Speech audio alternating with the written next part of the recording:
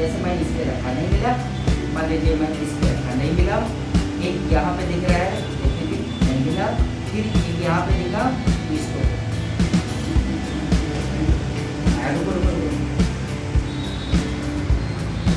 आ गया जी।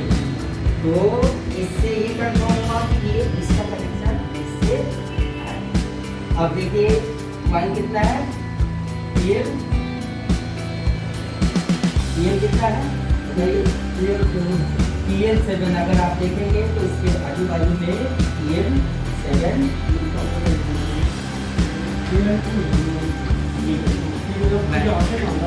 ये मेरे को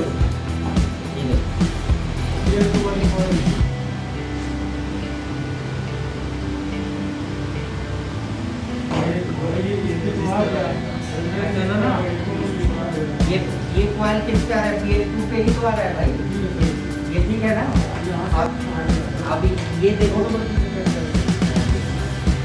ये PL2 पे जो है देखो ये कहाँ से बना है, इस कॉइल पे सप्लाई पहले ये देखो ये मॉस्फेट क्या क्या 19 वोल्ट को पर हमें में स्विच किया है और यहाँ से इस मॉस्फेट के सोर्स से कॉइल कनेक्ट है, ठीक है। कॉइल पे आया, कॉइल से पास होकर जो है यहाँ पे आप देखिए यहाँ तक आया कनेक्शन, यहाँ से देखिए एक कनेक्शन निकल रहा है, यहाँ पे हो गया, यहाँ से एक लाइन ऊपर की तरफ जा रहा है।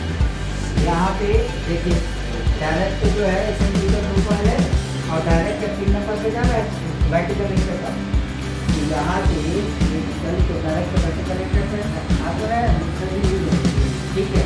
ये बैटरी कनेक्टर का पॉजिटिव पे आ गया और ये बैटरी कनेक्टर का नेगेटिव है, ठीक है। तो ये वोल्टेज यहाँ से आएगा तभी आपका बैटरी चार्ज होगा, अदरवाइज नहीं होगा। और यहाँ से फिर आपको ढूंढना था एक ये मॉस्फेट और एक ये मिल गया ना। तो बैटरी अगर चार्ज नहीं हो रहा है तो उस कंडीशन में सीधी सी बात बैटरी लगाइए, ठीक है, अडाप्टर लगा लीजिए, इस कॉइल पे चेक कीजिए कि 12 वोल्ट की सप्लाई बन रही है या नहीं बन रही।